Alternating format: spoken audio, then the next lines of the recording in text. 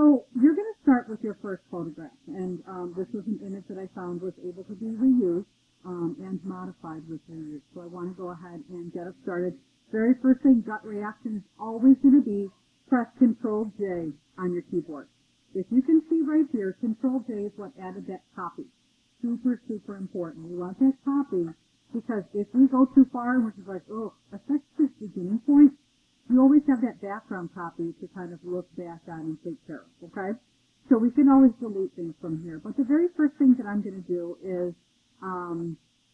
start working on making that image look as fresh as it possibly can. Now, if I come in here and use these adjustment layers, I am going to have a little bit of a problem when it comes to using some of the other tools that we're going to need to use today. So instead of using adjustment layers, I'm going to do the same thing that I did in my light editing. So you're going to see a lot of the same terms, but the location of doing them is going to be different, and the look of doing them over here will be different. So these are considered to be non-destructive. I can remove them, and I can change them at any time. The way I'm doing it now is going to be destructive, okay, which is kind of an important thing. So you have two ways of doing it. One is go ahead your usual way, use your adjustment layers, and then you'll have to merge it together. Or you can just go up here. We're going to go into our adjustments right up here. So we have image, adjustments, and we're going to go ahead and I'm going to start at levels. Okay, levels, that's the same exact histogram as you've seen in the other levels, which was this one right here. Only you'll notice this did not open up any adjustment layer. Okay? So I'm going to go ahead, I might start with auto. Give it a second to read it. It does take a minute. This one didn't have too much of a change. But what I can do is then I can balance this image appropriately.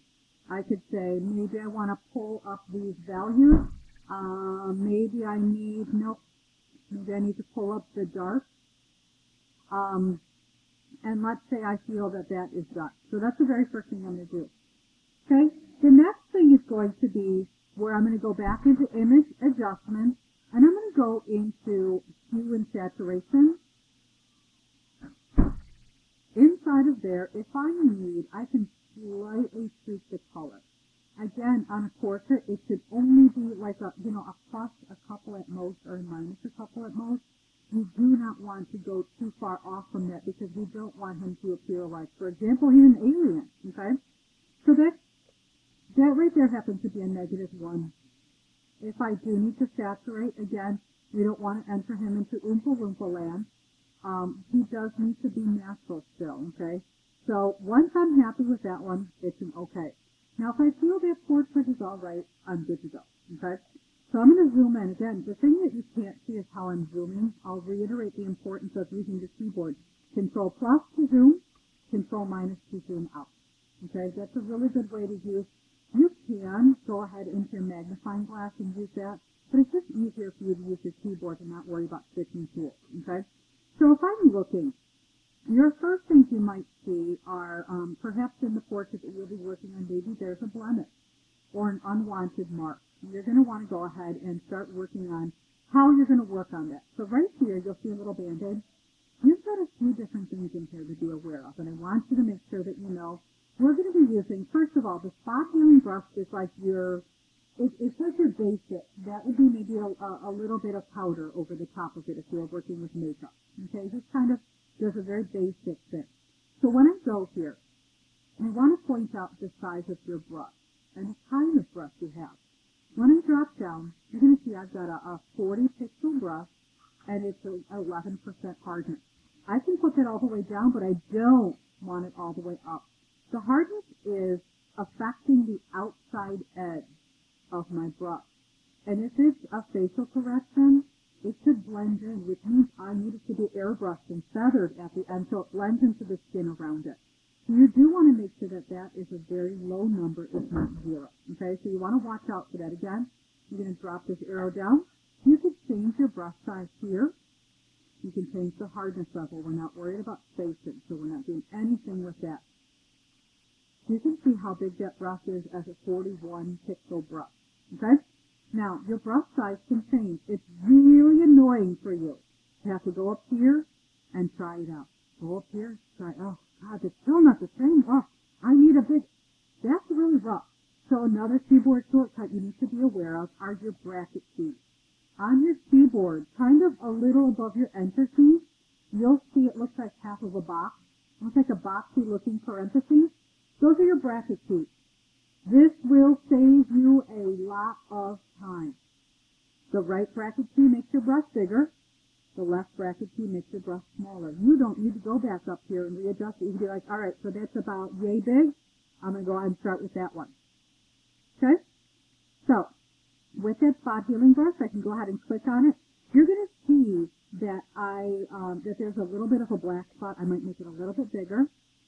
What it does is it takes a sampling. I'm going to turn this visibility off so you can see before and you can see after. Actually, let me make a copy of this one so it's the same brightness level. Okay? So I'm going to come over here. I might swipe down just a little bit. Before. After. And you could say, no, I don't like what happened there. I'm going to go back in my history. Again, your history is right here. If that ever disappears, go ahead right here to Window and click on History, and it'll pop right back up for you. Okay, just a little bit about history to remind you. If I make this bigger, this is all the way from the starting process at the top to where you are right now. You can see I only have about, 8 or 10 different steps that I've done. I can back up by one.